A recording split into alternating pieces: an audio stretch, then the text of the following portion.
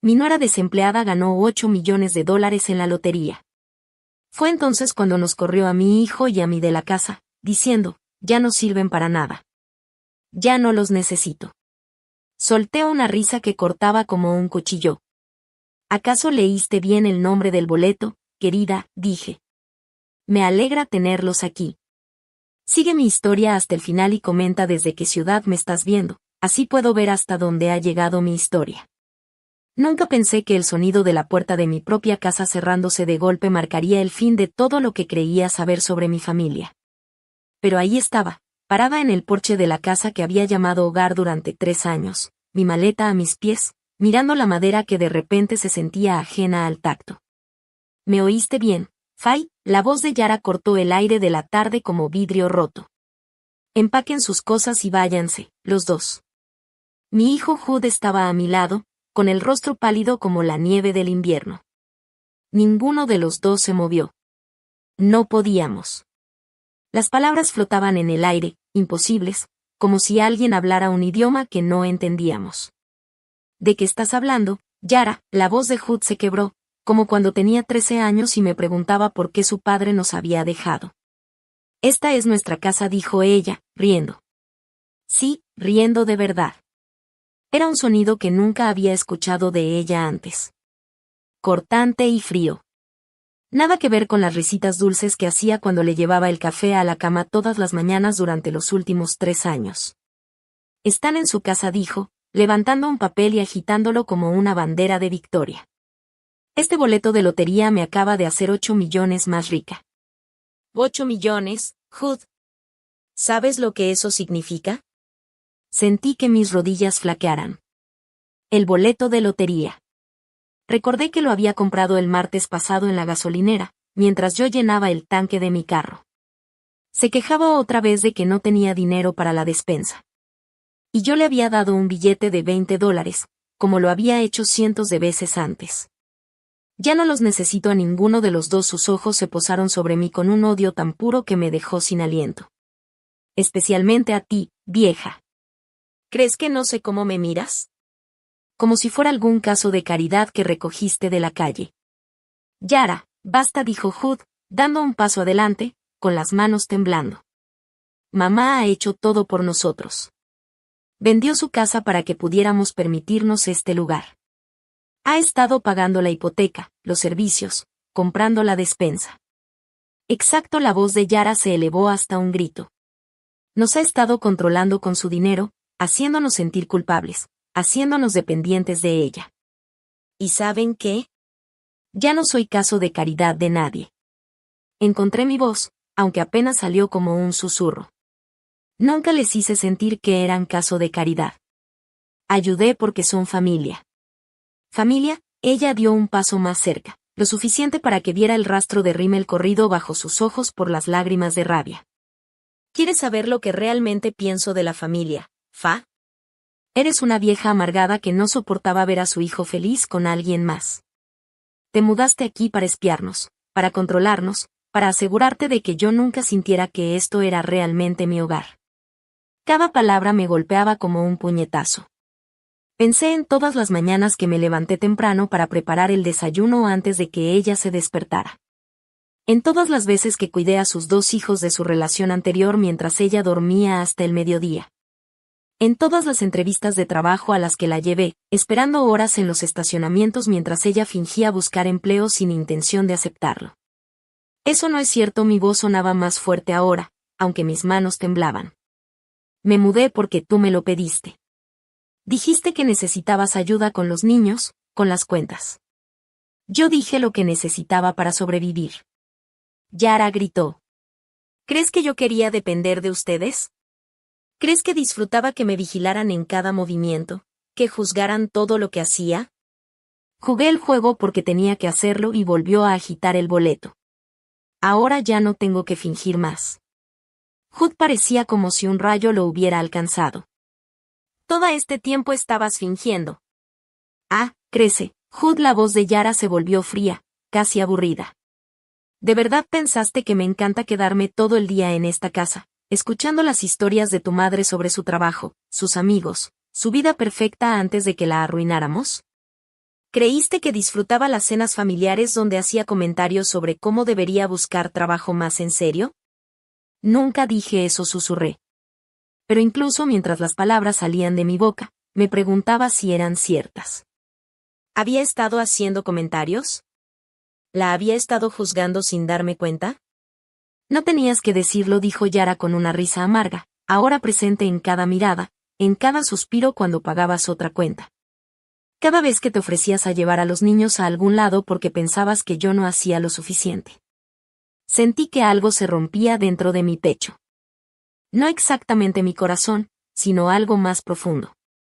Algo que me había tomado 66 años construir y que ahora se desmoronaba en minutos.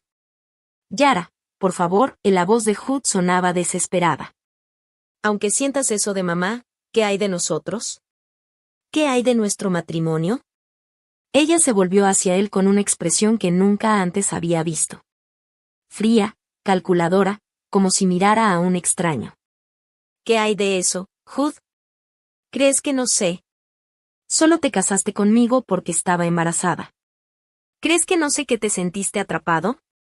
Negó con la cabeza. Yo también estuve atrapada. Atrapada con un hombre que todavía corre con su mami cada vez que hay un problema. Atrapada fingiendo gratitud hacia una mujer que me hacía sentir una carga todos los días. Basta, las palabras salieron de mí con una fuerza que sorprendió a todos, incluso a mí misma. ¿Quieres que nos vayamos? Está bien, pero ni se te ocurra reescribir la historia para sentirte mejor con esta traición. Los ojos de Yara se entrecerraron. ¿Traición? ¿Quieres hablar de traición? ¿Qué tal la manera en que has controlado esta casa desde el primer día? ¿Qué tal cómo me hiciste sentir como una invitada en mi propio hogar? Esto nunca fue tu casa. Las palabras explotaron de mí antes de que pudiera detenerlas. Yo compré esta casa. Yo pago la hipoteca. Yo pago todo mientras tú te quedas sentada inventando excusas de por qué no puedes trabajar. Y allí estaba. La sonrisa triunfante de Yara. La verdadera Fay, la que había estado llevando la cuenta todo este tiempo. Felicidades, Fay. Acabas de probar mi punto. Sentí que me estaba ahogando. Todo lo que había hecho, cada sacrificio que había hecho, estaba siendo retorcido en algo feo y manipulador. ¿Cómo era posible que ayudar a mi familia me convirtiera en la villana? Mamá, dijo Hood en voz baja. Y cuando lo miré, vi algo en sus ojos que me hizo caer el estómago. Duda. No me mires así, susurré. Por favor, no me digas que crees esto. Abrió la boca, luego la cerró, volvió a abrirla. Ya no sé qué creer, dijo. Esas 7 palabras terminaron lo que Yara había empezado. Sentí que algo dentro de mí simplemente se detuvo. Dejar de pelear. Dejar de explicar. Dejar de esperar. Está bien, dije, levantando mi maleta, con las manos más firmes de lo que habían estado toda la noche. Me voy. Pero Hood, cuando te des cuenta de lo que perdiste hoy, caminé hacia mi coche y escuché a Yara gritar desde atrás, su voz dulce como el veneno. Que manejes bien, Fay, y no olvides llevarte también tus culpas. Lo último que escuché fue el sonido de mi puerta cerrándose. No de golpe esta vez, solo cerrándose. Final y absoluto. Como el final de una vida que había pensado duraría para siempre.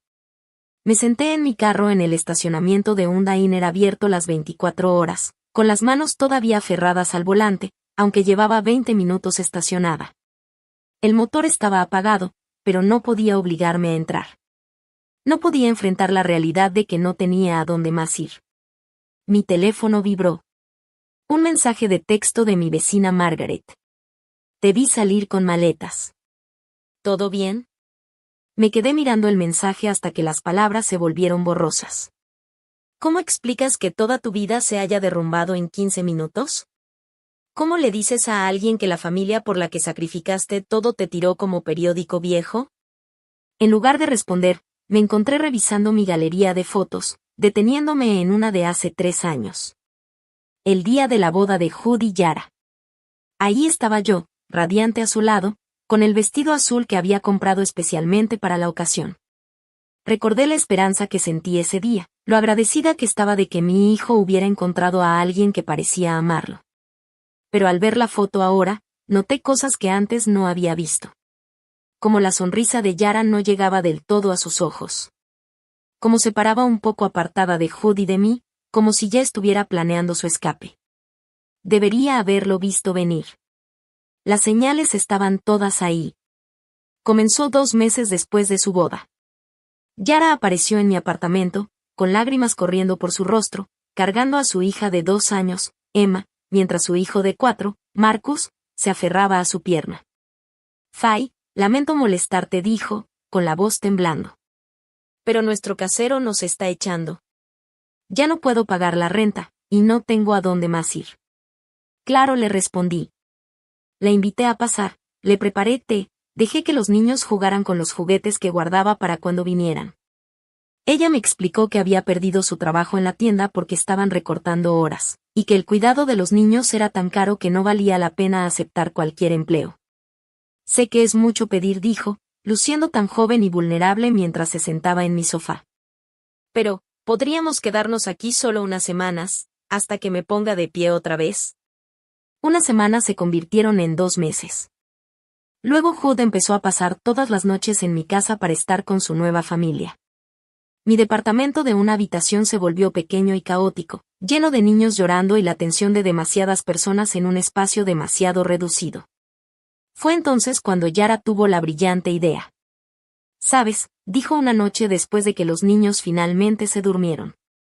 «No es justo que estés atrapada en este departamento tan chiquito cuando podrías tener una casa de verdad.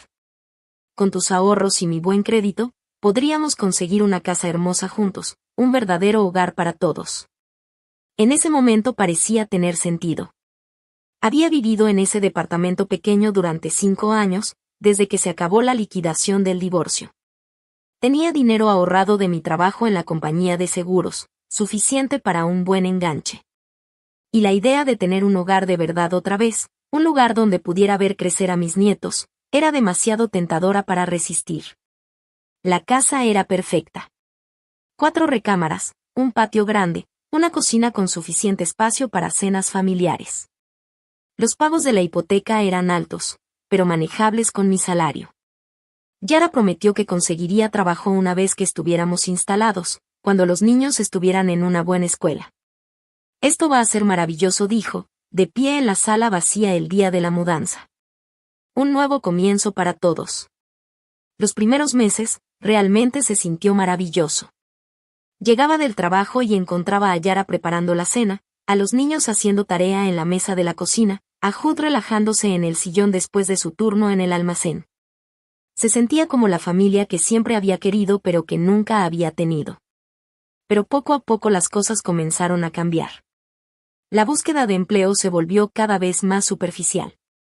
Yara dormía hasta las 10 u 11 de la mañana y luego pasaba horas en el teléfono, diciendo que estaba viendo ofertas de trabajo. Cuando le preguntaba por entrevistas, siempre había una razón por la que no podía aceptar un puesto. Las horas no eran adecuadas, el salario era muy bajo, no entendían que necesitaba flexibilidad por los niños. «Es más difícil de lo que crees», decía, cuando yo le sugería con suavidad que quizá estaba siendo demasiado exigente. «Has estado en el mismo trabajo por 20 años, no entiendes cómo está el mercado laboral ahora». Así que dejé de preguntar y empecé a trabajar horas extra para cubrir los gastos que seguían aumentando: despensa, servicios, útiles escolares, ropa para los niños. La lista no dejaba de crecer y mi sueldo se seguía achicando. Luego vinieron las emergencias. Marcus necesitaba lentes.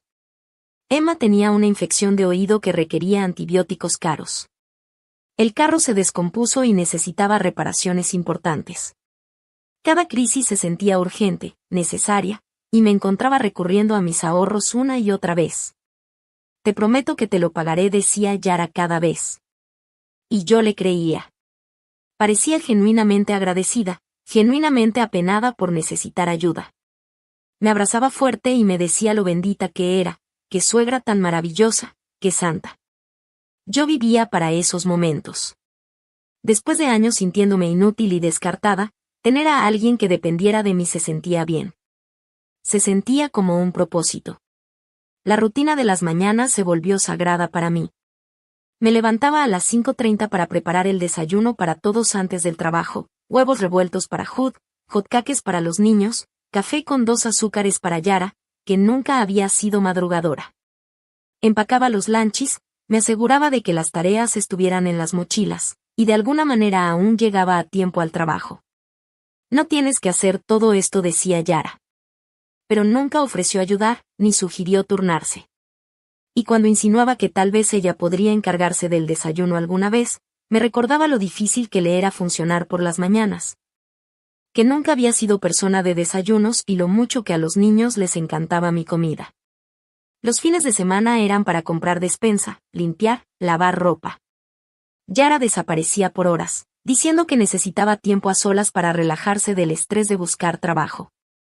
Yo me encontraba cuidando a los 2 niños, preparando la cena, manteniendo la casa que yo estaba pagando, mientras ella se hacía pedicuras o se encontraba con amigas para tomar café. Lo necesito, explicaba cuando llegaba a casa renovada y relajada. Si no cuido mi salud mental, nunca voy a poder funcionar bien para conseguir un trabajo. Siempre sonaba razonable. Todo lo que decía Yara sonaba razonable cuando lo explicaba. Tenía la manera de hacer que sus necesidades parecieran urgentes y mis preocupaciones, insignificantes. El punto de quiebre debería haber sido la Navidad pasada. Había pasado semanas planeando, comprando y cocinando para la reunión familiar que habíamos decidido organizar. Yara había prometido ayudar con los preparativos, pero la mañana de la fiesta se levantó con una migraña. Lo siento mucho, dijo, apenas levantando la cabeza de la almohada. Creo que es el estrés. Ya sabes cómo me ponen nerviosa estas reuniones familiares. Así que yo me había hecho cargo de todo sola. Cocinando para 12 personas, organizando, sirviendo, limpiando después, mientras ella se quedaba en la cama. Cuando su hermana Carol elogió la comida, de alguna manera Yara bajó las escaleras luciendo perfectamente descansada y aceptó el cumplido como si hubiera hecho la mitad del trabajo. Fay y yo hacemos tan buen equipo, dijo, rodeándome los hombros con su brazo. No sé qué haría sin ella. Y yo me sentí orgullosa, útil, como si estuviera exactamente en el lugar al que pertenecía. Ahora, sentada en el estacionamiento de este diner con todas mis pertenencias en el asiento trasero, podía verlo perfectamente que me había manipulado. Cada crisis, cada emergencia, cada momento de vulnerabilidad había sido cuidadosamente calculado para mantenerme dando, para hacerme creer que me necesitaban, para impedir que hiciera las preguntas difíciles. Lo peor no era el dinero. Ni siquiera era la traición. Era darme cuenta de que durante 3 años había estado viviendo una mentira. Cada cena familiar, cada risa compartida, cada momento tranquilo en el que me sentía agradecida por esta segunda oportunidad con la familia había sido construido sobre una manipulación tan hábil que nunca la vi venir. Mi teléfono vibró de nuevo. Esta vez era Hood. Mamá, ¿dónde estás? Tenemos que hablar. Me quedé mirando el mensaje por largo rato antes de apagar el teléfono. Lo que Hood quisiera decir, no estaba lista para escucharlo. No esa noche. No hasta que encontrara la manera de reconstruir una vida que acababa de ser demolida por las mismas personas en quienes más confiaba. Había estado viviendo en el Comfort Inn durante 5 días cuando me encontré con la señora Patterson en la tienda de abarrotes. Había sido mi vecina durante 3 años. Ese tipo de mujer que siempre sabe todo de todos, pero que de alguna manera lo hace sentir como preocupación genuina y no como chisme. Su voz tenía ese tono particular que usan las personas cuando no están seguras si deben ofrecer simpatía o felicitaciones. Me enteré de tu buena fortuna. Me detuve en el pasillo de cereales, con una caja de avena en la mano. ¿Mi qué? Del premio de la lotería, querida. Yara se lo contó a todos en la reunión de la asociación vecinal. 8 millones. ¿Te imaginas? Los ojos de la señora Patterson brillaban de emoción. Fuiste tan generosa al darles la casa y mudarte a un buen hotel mientras buscabas un lugar más adecuado para tu nuevo estilo de vida. La caja de avena se me resbaló de las manos y cayó al suelo con un golpe sordo. ¿Qué? Dije. Oh, espero no haber arruinado alguna sorpresa. La señora Patterson se veía de repente preocupada. Parecía tan orgullosa cuando nos contó cómo habías decidido darle su independencia ahora que el dinero ya no era un problema. Qué suegra tan considerada, dijo. Siempre poniendo a la familia primero. Sentí que la sangre se me iba de la cara. ¿Qué exactamente te dijo? La señora Patterson se movió incómoda, claramente dándose cuenta de que había metido la pata en algo que no entendía. Pues, dijo que habías ganado la lotería y decidiste darles la casa como regalo, para que finalmente sintieran que era verdaderamente de ellos. Estaba tan emocionada, diciendo lo agradecida que estaba de que hubiera sido tan generosa todos estos años. Y ahora todos podrían ser felices e independientes. La tienda de abarrotes parecía girar a mi alrededor. Yara no solo me había robado mi hogar y mi familia, me había robado la reputación. Reescribía la historia para presentarse como la agradecida receptora de mi generosidad en lugar de la mujer manipuladora que me había echado sin tener a dónde ir. Dijo que estabas buscando departamentos en Florida, continuó la señora Patterson, su voz bajando al ver mi expresión. Que siempre habías hablado de retirarte a algún lugar cálido. Nunca había mencionado Florida, ni una sola vez. Pero era justo el tipo de detalle que hacía creíble la historia. El tipo de mentira que explicaría por qué una mujer de 66 años desaparecía de su vecindario de repente. Fa, ¿estás bien? Te ves muy pálida. Me agaché a recoger la avena, con las manos temblando tanto que apenas podía sostener la caja. Estoy bien. Solo cansada. Pero no estaba bien. Mientras terminaba mis compras en los días siguientes, me di cuenta de que Yara había hecho algo mucho más devastador que simplemente echarme. Había creado una narrativa que la hacía ver como la víctima de mi generosidad desbordante. Una historia que me pintaba a mí como la mujer rica que finalmente decidió dejar que la pobre familia joven se valiera por sí misma. Era brillante, de verdad, y absolutamente devastador. Esa misma noche, recibí una llamada de mi hermana Janet en Phoenix. Nunca habíamos sido particularmente cercanas, pero nos poníamos al tanto cada pocos meses. Fa, acabo de colgar con la prima Linda, y dijo que se enteró por Margaret que ganaste la lotería. ¿Es cierto? ¿Por qué no me llamaste? Cerré los ojos, sentada al borde de la cama del hotel que se había convertido en mi único mundo. Janet, eso no fue lo que pasó. ¿Qué quieres decir? Linda dijo, tu nuera publicó algo en Facebook sobre lo agradecida que estaba por tu generosidad.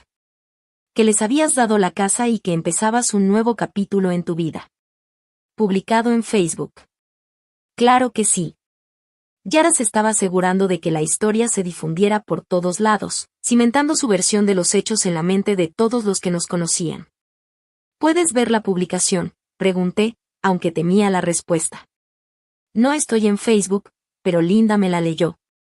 Sonaba tan dulce, Fay. Hablaba de lo maravillosa que habías sido como suegra, de cómo los habías apoyado en los momentos difíciles y de lo emocionada que estaba de que finalmente pudieras disfrutar de tu premio sin preocuparte por nadie más. Me sentí enferma. Yara había tomado cada momento genuino de nuestra relación y lo había convertido en un arma contra mí.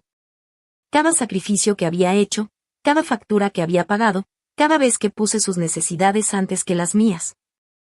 Estaba siendo reinterpretado como las acciones de una mujer rica que finalmente decidió dejar de hacer de benefactora. Janet, necesito que me escuches con atención, dije. Te dije que yo no gané la lotería. La ganó Yara. Y me echó de la casa que yo he estado pagando. Estoy viviendo en un hotel. El silencio al otro lado de la línea se prolongó tanto que pensé que la llamada se había cortado. Fay, eso no tiene sentido. ¿Por qué Linda inventaría algo así? ¿Y por qué tu nuera mentiría en Facebook? Porque está cubriendo lo que realmente hizo, respondí. Otra larga pausa. Cariña, ¿estás bien? Esto, quiero decir, ¿segura que no estás confundida con algo? Ni siquiera mi propia hermana me creía. La historia de Yara era mucho más digerible que la verdad. ¿Quién quiere creer que una madre joven podría ser tan cruel con la mujer mayor que había apoyado a su familia? ¿Quién querría pensar que alguien puede ser tan calculador, tan manipulador? Las mentiras eran más fáciles de tragar que la realidad. Durante los siguientes días, empecé a notar las miradas. La empleada de la tienda de abarrotes, que siempre había sido amable, de repente estaba distante. La mujer de la tintorería, que solía platicar de sus nietos, apenas me miraba a los ojos. La noticia se estaba esparciendo por la comunidad, y yo no era la heroína de la historia. Margaret finalmente me llamó directamente el jueves por la noche. Estoy confundida. He estado escuchando distintas versiones de lo que pasó contigo y Yara, y no sé qué creer. Sentí una pequeña chispa de esperanza. ¿Qué has escuchado? Pues, Yara vino ayer a pedirme si podía ayudarla con algo. Estaba llorando, diciendo que se sentía terrible por cómo habían salido las cosas con tu mudanza. Dijo que había sido tan generosa con el dinero de la lotería, pero que había habido cierta tensión porque ella y Hood querían sentirse más independientes. La esperanza murió tan rápido como había aparecido. Dijo que te habías sentido herida porque no querían que te quedaras a ayudar a manejar el dinero, que lo habías tomado como un rechazo cuando en realidad solo querían demostrar que podían manejar las cosas por sí mismos. La voz de Margaret era cuidadosa, como si tratara de no tomar partido. Me pidió que me asegurara de que yo estuviera bien, porque le preocupaba que pudiera sentirme abandonada. ¿Y qué le dijiste? Le conté que te vi salir con las maletas y que parecías molesta. Empezó a llorar más fuerte y dijo que se sentía horrible, que quizá lo habían manejado mal, pero que estaban tan abrumados por el dinero y la atención que habían tomado algunas decisiones equivocadas. Cerré los ojos.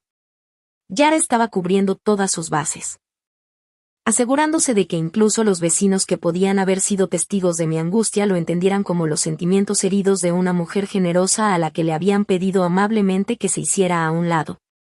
Margaret, necesito que sepas la verdad. Yo no gané ninguna lotería.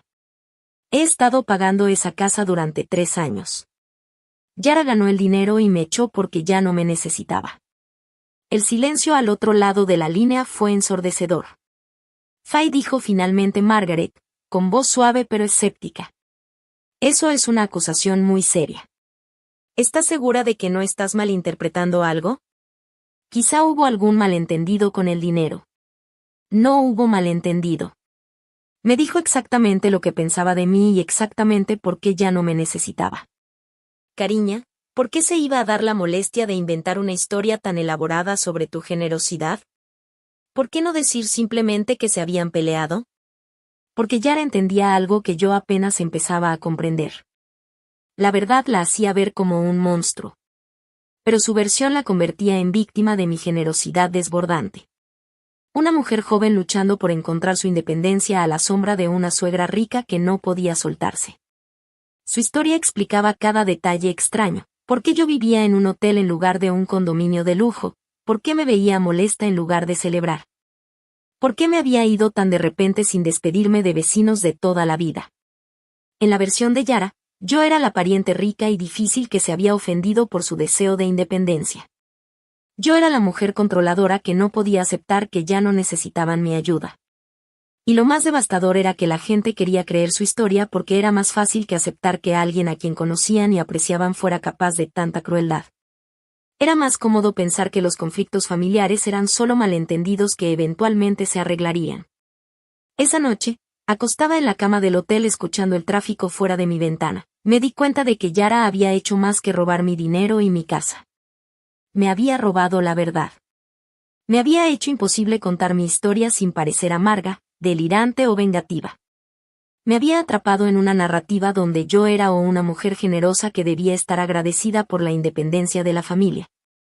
O una anciana loca inventando historias sobre la dulce joven madre que siempre había sido tan agradecida por mi ayuda. Y lo peor era que empezaba a preguntarme si alguien alguna vez me creería cuando lograra demostrar lo que realmente había pasado. La habitación del hotel se había convertido en todo mi mundo. Y en el silencio de esas 4 paredes, los recuerdos que había estado evitando comenzaron a inundarme con claridad dolorosa. Era como si perderlo todo hubiera arrancado el filtro protector con el que veía mi vida. Y ahora podía ver patrones que antes eran invisibles mientras los vivía. Seguía pensando en la primera vez que conocí a Yara. Hood estaba tan nervioso, mordiéndose las uñas como cuando era niño y temía decepcionarme. Mamá, hay alguien que quiero que conozcas, dijo durante la cena en nuestro restaurante de siempre. Se llama Yara y, Bueno, es especial. La forma en que dijo especial debería haber sido mi primera señal. No especial como maravillosa o increíble. Especial como frágil, como algo que necesitaba ser tratado con cuidado. Cuando me la llevó a mi departamento la semana siguiente, me llamó la atención lo joven que se veía. Con 26 años, era 8 años menor que Hood, pero algo en ella la hacía parecer aún más joven. Tal vez era la manera en que se quedaba ligeramente detrás de él al entrar, o como apenas sostenía la mirada cuando nos presentaron. Es un gusto finalmente conocerla, señora Holloway dijo, con voz suave y dulce. Hood habla de usted todo el tiempo. Llevaba un vestido de verano sencillo que parecía de tienda de segunda mano, y mantuvo las manos cruzadas sobre su falda durante toda la visita. Cuando le ofrecí café, pidió agua. Y cuando sugerí pedir pizza para la cena, insistió en que no tenía mucho hambre. Todo en ella gritaba, pobrecita, tratando de no ser una carga. Y mi corazón se conmovió de inmediato. Hood llenó los huecos de su historia durante esa primera visita, mientras Yara se sentaba en silencio, asintiendo de vez en cuando o agregando algún pequeño detalle. Se había quedado embarazada joven, se casó con el padre, que resultó ser abusivo, y se divorció cuando los niños eran muy pequeños.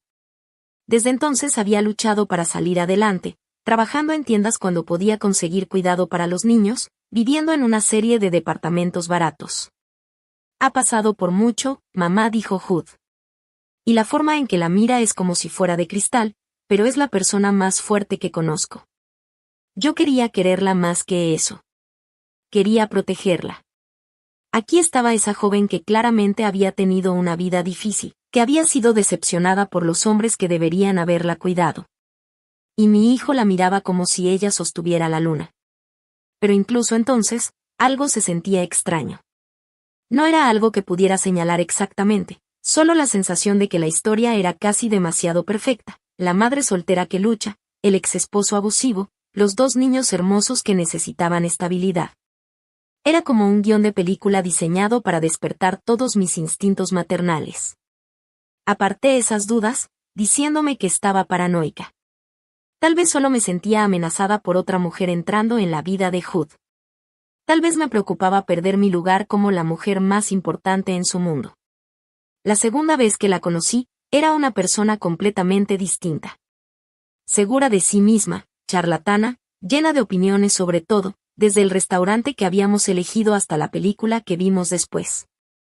Hablaba de sus sueños de volver a estudiar, quizá diseño de interiores o educación infantil. Solo quiero lograr algo en mi vida, decía, con los ojos brillando de ambición. Quiero que mis hijos se sientan orgullosos de mí, ¿sabes? Era exactamente lo que cualquier madre quisiera escuchar de la novia de su hijo. Tenía metas, sueños, ganas de superarse. No estaba buscando solo a un hombre que la mantuviera. Pero ahora, mirando atrás, me doy cuenta de que esa fue la última vez que le escuché hablar de sus propias ambiciones. Una vez que se mudó con Hood, una vez que quedó embarazada y decidieron casarse, todo ese discurso sobre estudios y carreras simplemente desapareció. El compromiso fue un torbellino. Un mes era la mujer independiente con grandes sueños, y al siguiente me llamaba llorando porque había descubierto que estaba embarazada y Hood le había propuesto matrimonio, pero ella tenía miedo por el dinero. ¿Y si no podemos costear la boda? ¿Y si no soy una buena esposa? Por supuesto que intervine para ayudar con los preparativos de la boda. Por supuesto que ofrecí pagar las flores cuando su presupuesto se apretó. Por supuesto que me ofrecía cuidar a los niños mientras ella lidiaba con las náuseas matutinas. Cada crisis había sido perfectamente calculada, diseñada para tocar mis fibras sensibles y abrir mi cartera. Las náuseas matutinas fueron especialmente efectivas. Yara me llamaba al trabajo, con la voz débil y temblorosa, disculpándose por molestarme, pero explicando que se sentía demasiado enferma para cuidar a los niños y que Hood estaba trabajando y no sabía qué hacer. Empecé a usar mis horas de almuerzo para ir a ayudar. Llevaba sopa, llevaba a los niños al parque, limpiaba el departamento mientras ella descansaba.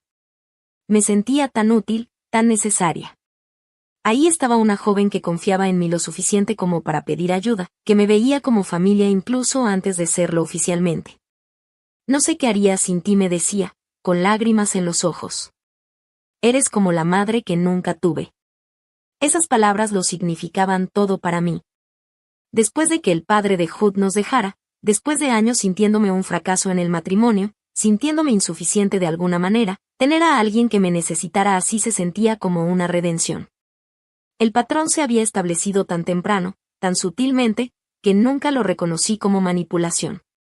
Yara tenía una crisis, yo la resolvía, y ella se mostraba tan agradecida que me hacía sentir como la persona más importante en su mundo. Luego venía un breve periodo de calma antes de que surgiera la siguiente emergencia. Su coche se descomponía justo un día antes de una entrevista de trabajo. La niñera cancelaba a última hora porque tenía otros planes. Los niños se enfermaban justo cuando ella empezaba a sentirse confiada sobre algo. Y yo siempre estaba ahí, lista para ayudar, arreglar, hacer que todo mejorara. Hasta el embarazo siguió el mismo patrón. Al principio, todo iba bien. De repente, surgían complicaciones, problemas relacionados con el estrés que requerían reposo absoluto. Por supuesto, alguien tenía que cuidar a los otros niños. Por supuesto, alguien tenía que encargarse de las citas médicas y de las compras. Me siento tan mal pidiéndote que hagas todo esto, decía. Pero igual lo pedía. Y yo lo hacía, porque ¿qué clase de persona sería si dejara que una mujer embarazada y 2 niños pequeños sufrieran cuando yo podía ayudar? La manipulación había sido tan sutil, tan amorosa, que se sentía más como devoción familiar que como explotación. Cada vez que dudaba si estaba haciendo demasiado, Yara tenía otro momento de vulnerabilidad que me recordaba por qué me necesitaba. Lloraba por lo difícil que era estar embarazada mientras cuidaba a 2 niños. Se preocupaba sobre si Hood realmente la amaba o solo se sentía obligado a casarse con ella. Me confesaba sus miedos sobre no ser una buena madre, sobre que sus hijos crecieran sin la estabilidad que ella había tenido. Y yo la tranquilizaba, la apoyaba, le prometía que no estaba sola en eso, que ahora tenía familia, que yo siempre estaría ahí para ella. Mirando atrás, podía verlo perfectamente que me había manipulado. Había estudiado mis vulnerabilidades y las había explotado con precisión quirúrgica. Mi miedo a ser inútil. Mi culpa por la difícil infancia de Hood después de que su padre nos abandonara. Mi desesperado deseo de ser necesaria, de importar, de ser la clase de madre y abuela que hace la diferencia en la vida de los demás. Me había dado exactamente lo que yo pensaba que quería, una hija que me necesitara. Nietos que dependieran de mí. La oportunidad de ser la figura maternal que siempre creí que estaba destinada a ser. Pero todo había sido una actuación. Cada lágrima, cada crisis, cada momento de gratitud había sido cuidadosamente calculado para mantenerme dando cada vez más de mí mientras ella no daba nada a cambio. Lo peor fue darme cuenta de cuántas oportunidades había tenido de ver la verdad. La forma en que nunca cumplía con ningún plan que la hiciera menos dependiente de mí.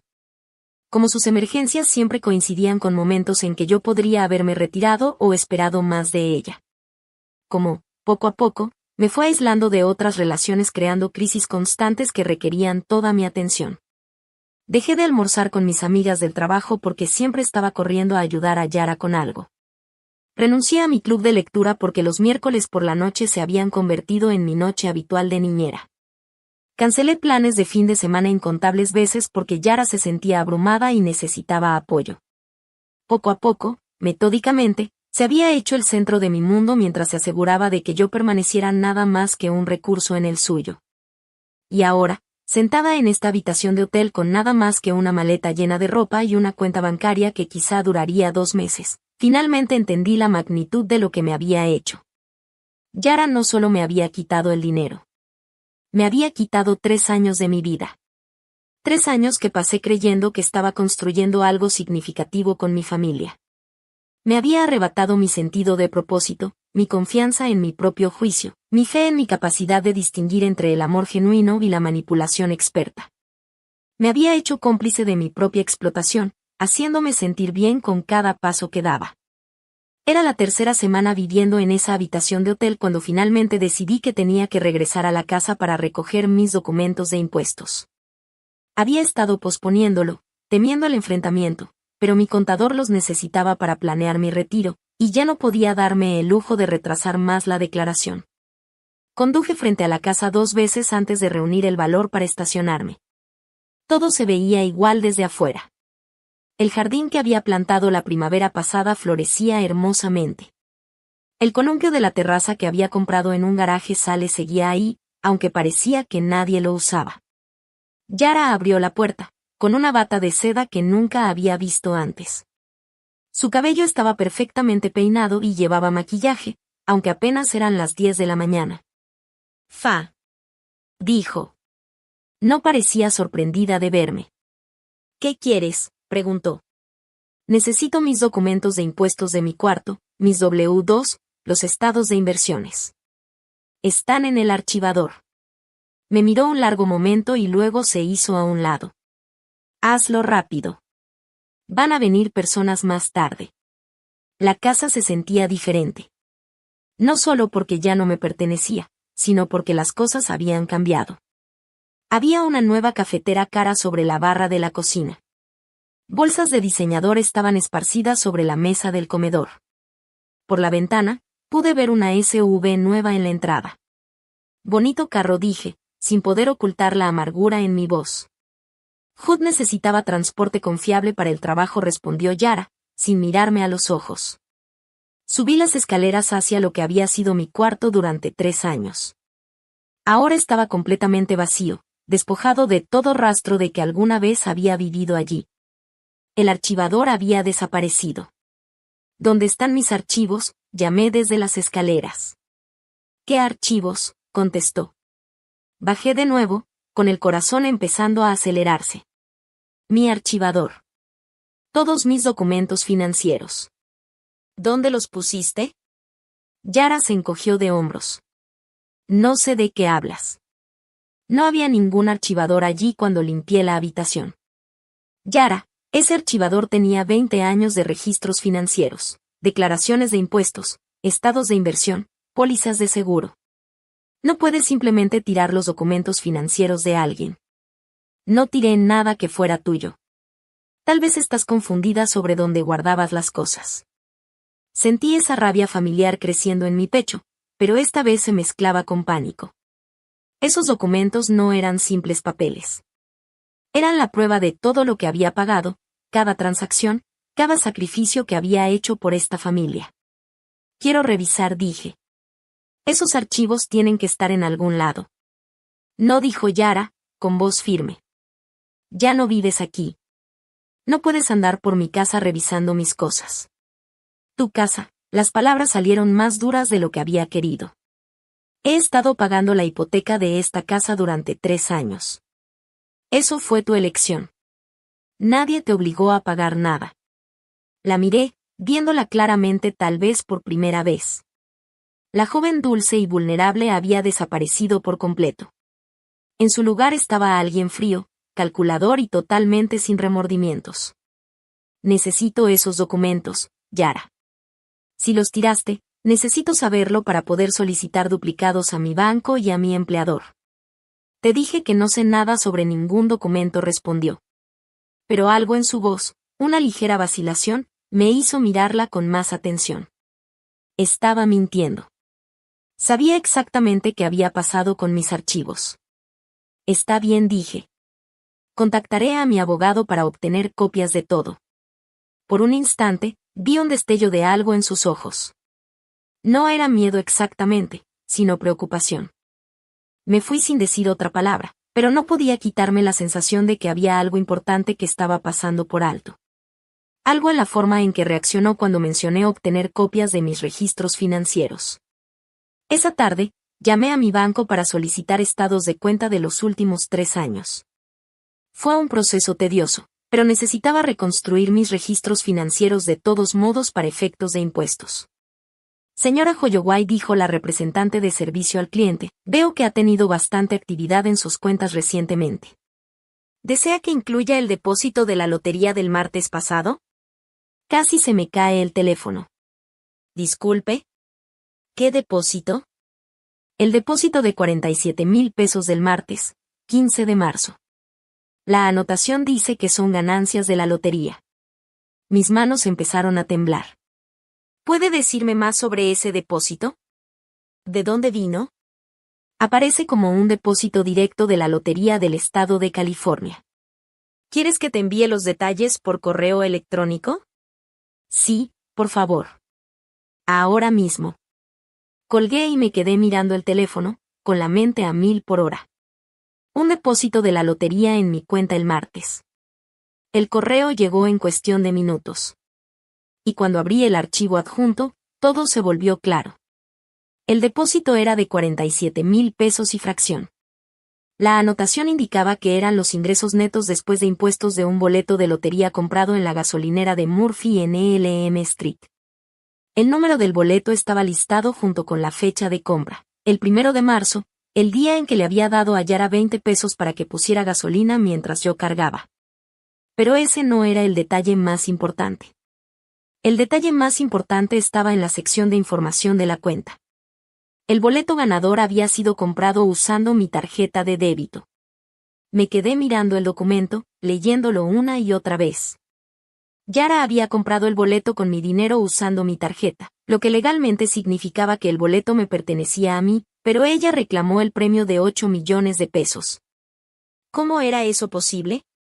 Llamé a la línea de atención al cliente de la comisión de la lotería, pasando por los menús automáticos hasta llegar a un representante.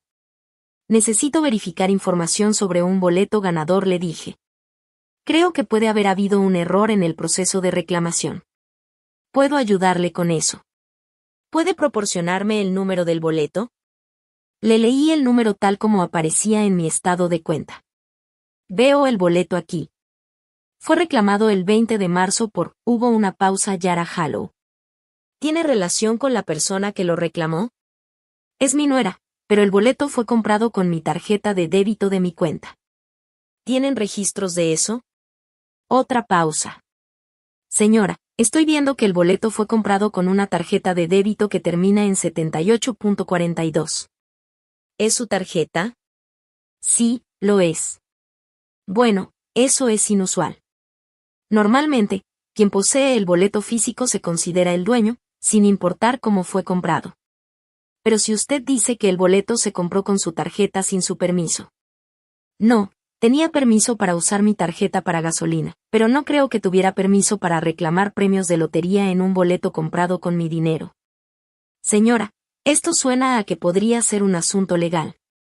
El boleto fue reclamado de buena fe, pero si hay disputa sobre la propiedad basada en cómo se compró, tal vez quiera consultar con un abogado. Colgué y me senté en la habitación del hotel, mirando los documentos esparcidos sobre la cama. Por primera vez en semanas, sentí algo que no fuera desesperación.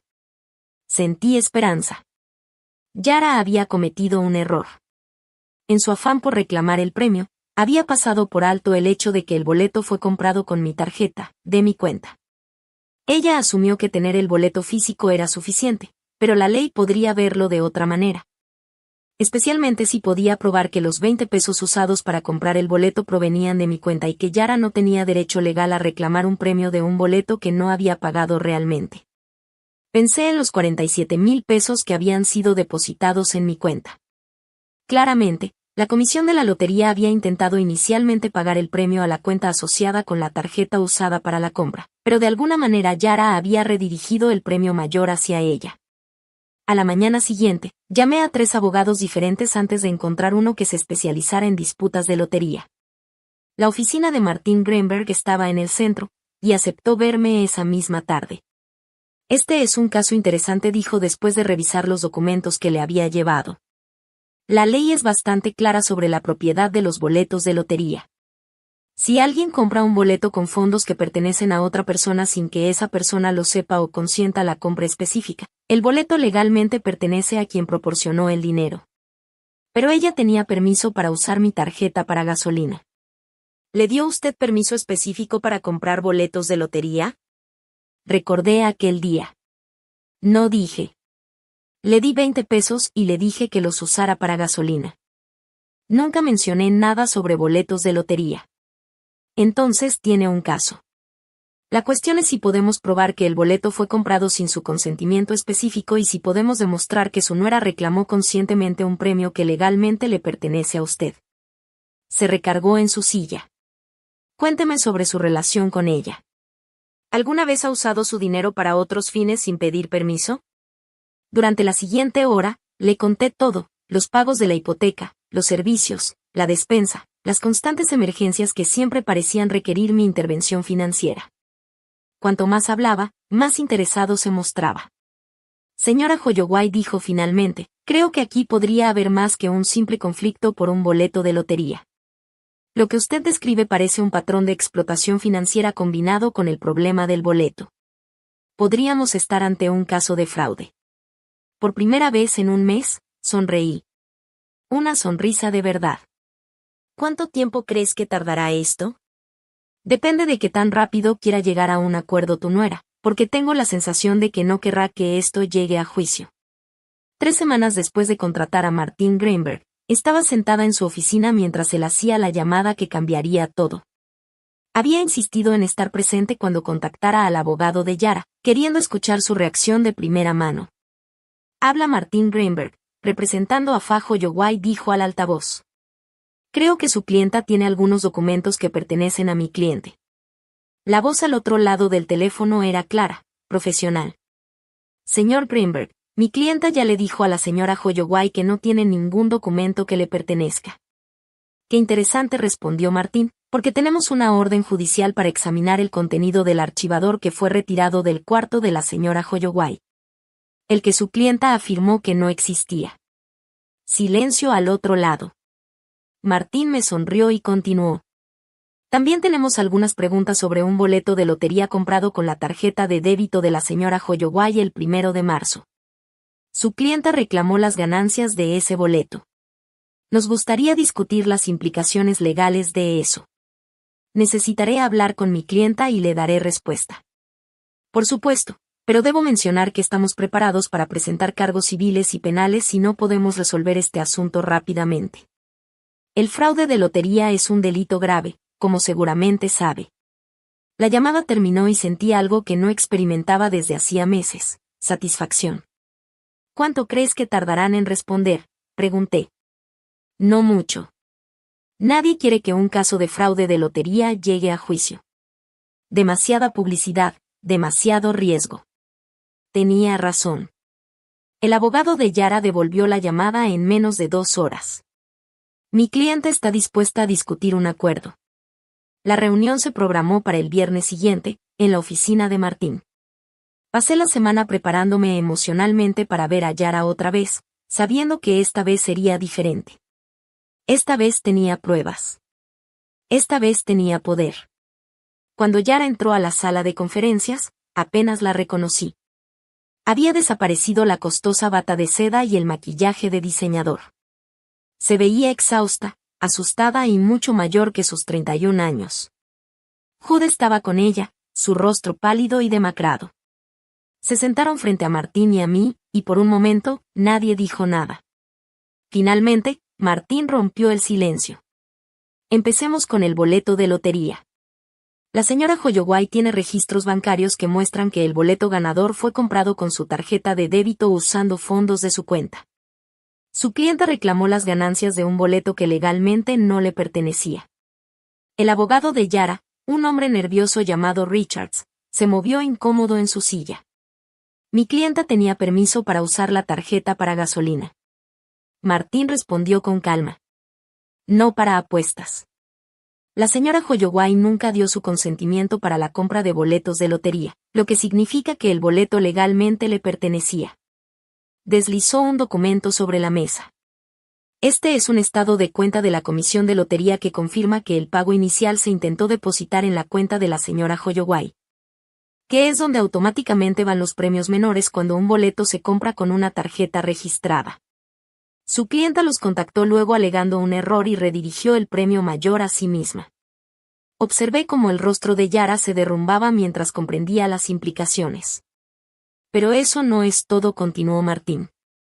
También hemos estado examinando los registros financieros de la señora Holloway durante los últimos 3 años.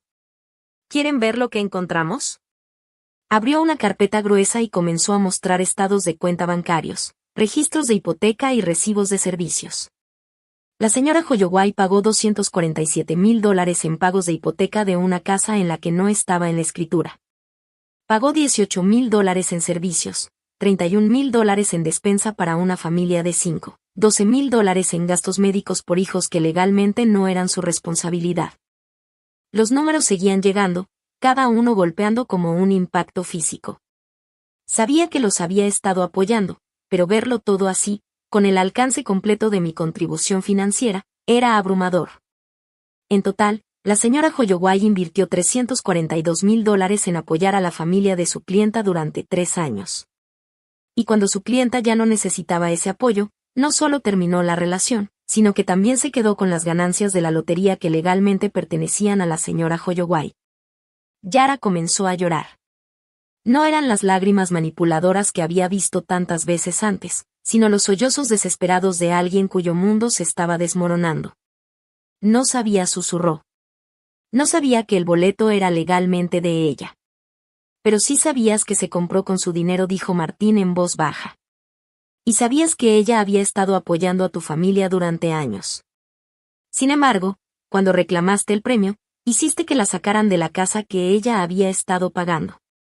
Hood habló por primera vez. Mamá, lo siento mucho. No sabía nada del boleto. No sabía nada de todo esto. Lo miré, viendo un remordimiento genuino en sus ojos por primera vez desde que comenzó esta pesadilla. Pero todavía no estaba lista para perdonarlo. Había elegido a Yara sobre mí cuando más importaba. Esto es lo que estamos preparados para ofrecer, dijo Martín. La señora Holloway aceptará el pago completo de la lotería de $8 millones, menos impuestos. A cambio, no perseguirá cargos criminales por fraude ni reclamará los $342,000 que invirtió apoyando a la familia de su clienta. Richards parecía aliviado. Eso parece razonable. No hemos terminado, interrumpió Martín. La señora Holloway también quiere la casa. La sala quedó en un silencio absoluto. La casa que ella había estado pagando. La casa donde invirtió 3 años de pagos de hipoteca. Su clienta puede comprarla al valor de mercado o la señora Holloway tomará posesión, dijo Martín. No podemos comprarla sin el dinero de la lotería, sollozó Yara entre lágrimas. Entonces tendrás que buscar otro lugar para vivir. Observé cómo Yara procesaba esto, dándose cuenta de que estaba a punto de perderlo todo, el dinero, la casa, la vida cómoda que había construido gracias a mi generosidad. Hay una cosa más, dije, hablando por primera vez desde que empezó la reunión. Quiero de regreso mi archivo. Todo. Cada documento. Yara asintió miserable. Está en el garaje. Tenía miedo de que encontraras algo que demostrara que te debía dinero. Si me debes dinero, dije con calma. Me debes $342,000, más 3 años de mi vida, pero estoy dispuesta a darlo por cerrado si aceptas estos términos.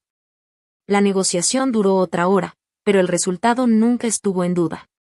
Yara firmó los papeles transfiriendo las ganancias de la lotería a mi nombre junto con la escritura de la casa. A cambio, acepté no presentar cargos criminales. Cuando se preparaban para irse, Hood se acercó vacilante. Mamá, ¿podemos hablar? Sé que metí la pata, pero tal vez podríamos. No, dije en voz baja. No podemos. Se quedó atónito. Pero soy tu hijo. Fuiste mi hijo, respondí, pero me elegiste a ella sobre mí cuando más te necesitaba. Te quedaste ahí y me viste salir de mi propia casa, y no dijiste nada. Yo estaba confundida. No entendía lo que estaba pasando. Tú entendiste lo suficiente. Simplemente no te importó lo suficiente como para defenderme. Recogí mis papeles y me puse de pie. Adiós, Hood. 6 meses después, estaba sentada en el columpio del porche de mi casa, ahora legalmente mía, viendo cómo el atardecer pintaba el cielo de tonos naranjas y rosados. Los $8 millones estaban invertidos de forma segura, generando suficiente para que nunca más tuviera que preocuparme por el dinero. Yara y Hood se habían mudado a un pequeño departamento al otro lado de la ciudad. Había escuchado por Margaret que Yara finalmente había conseguido un trabajo en un centro de llamadas, trabajando 40 horas a la semana por primera vez en su vida adulta. Hood seguía en el almacén tomando turnos extra para ayudar a pagar la renta. Le habían pedido a Margaret que preguntara si yo estaría dispuesta a dejarlos visitar, especialmente por los niños. Pero no estaba lista para eso. Tal vez nunca lo estaría.